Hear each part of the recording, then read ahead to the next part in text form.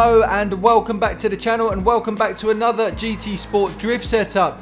This time round it is another request, and it's the GT86 again, but this time it's the Group 4 version, and it's a car that strangely I've never covered here on the channel.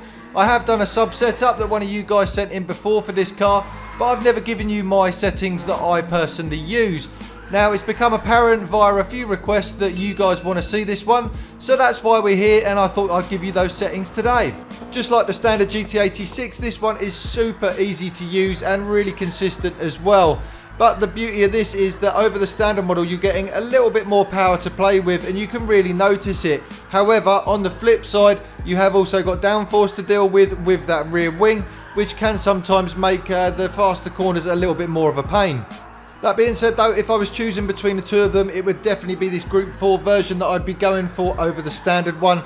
It's just a lot more fun to use because of that extra power.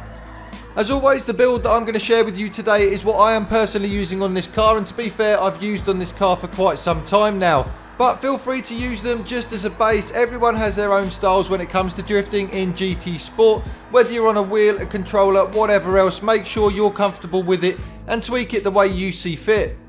I also just wanted to say a massive thank you to every single one of you for supporting me here on the channel. The subscriber count continues to grow all the time. I'm about to hit 1,500, and then we're going to be counting down to 2,000 shortly after that, which is just unbelievable and something I never thought would happen. So like I say, a massive thank you for that. I really appreciate all your interaction, and hopefully I'll be speaking to a few of you down in the comments very soon.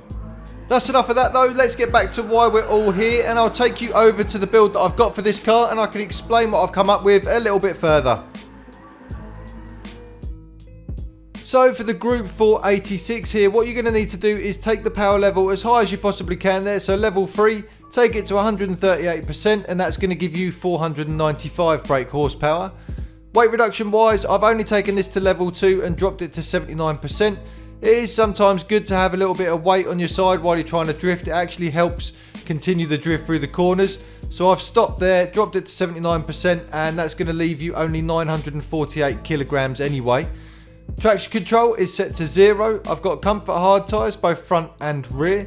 Brake balance for this build is set to -2 there. The ride height on the front is 85 and on the rear is 95. Natural frequency on the front is set to 2.75 and on the rear is 2.65. Anti-roll bars are set to 7 on the front and 5 on the back. The compression and rebound don't need adjusting, so 55-55 and 85 and 85. Camber angle on the front is set to 3 and on the rear is set to 1. I've got a toe angle set out 0.4 on the front and in 0.25 on the rear. Downforce you want to be dropping as far as you possibly can here, so 150 on the front and 450 on the back there. The differential is set to fully customized, and I've got 10, 40 and 30.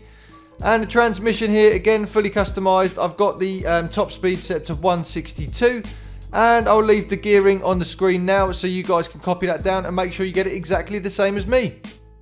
I really hope you guys enjoy this build as much as I am. Like I say, this is what I am personally using. The form that I've given you there is exactly what I've used to create this video.